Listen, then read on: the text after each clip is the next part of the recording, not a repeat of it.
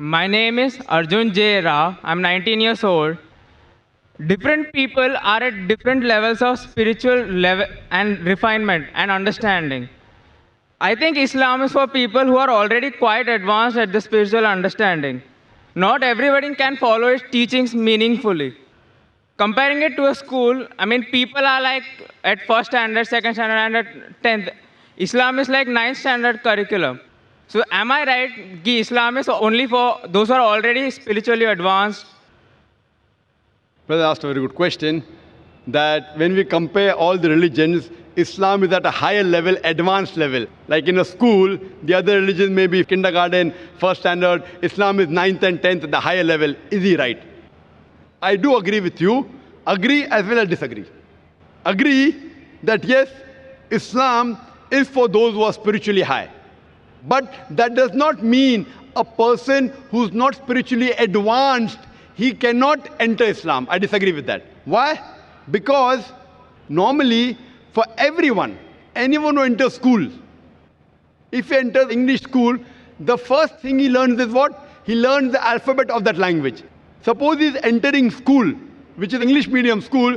In nursery, he will learn A, B, C, D, correct? So, in Islam, even if a person is not spiritually high, when he enters school, the minimum he should follow is Tawheed. The basic ABCD of English language is comparable to Tawheed of any religion. Tawheed means believing in one God.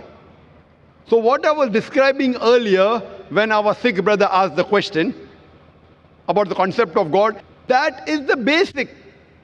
And that basic is present in every religion. But unfortunately, those people who are the religious leaders, they don't want people to follow that. Because if they follow that, who will follow the religious leaders?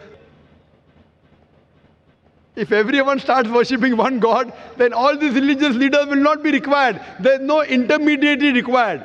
In all the other religions, you require intermediary, a pandit, a priest, a guru. Here it is direct between you and your creator.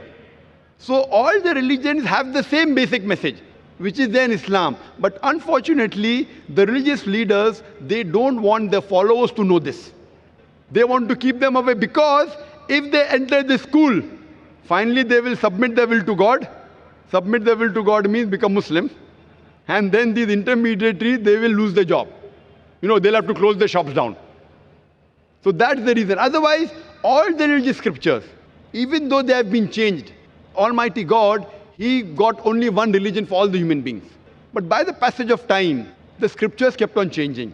Even after the scriptures have changed, there have been interpolations, there have been fabrications, there have been concoctions. Yet, in the remnants of all the religious scriptures, you find the message of Tawheed, of one God, that idol worship is prohibited. You worship Him. There may be other contradictory remarks also.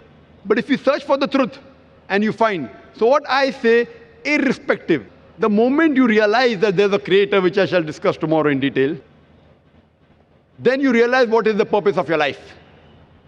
And then the initial nursery and the kindergarten of every spiritual aspect, every religion is believe in one God, and He alone deserves worship. So anyone who's not even spiritually advanced, the moment he wants to thank his creator, he submits his will. And a person who submits his will, he's called as a Muslim. Hope that answers the question.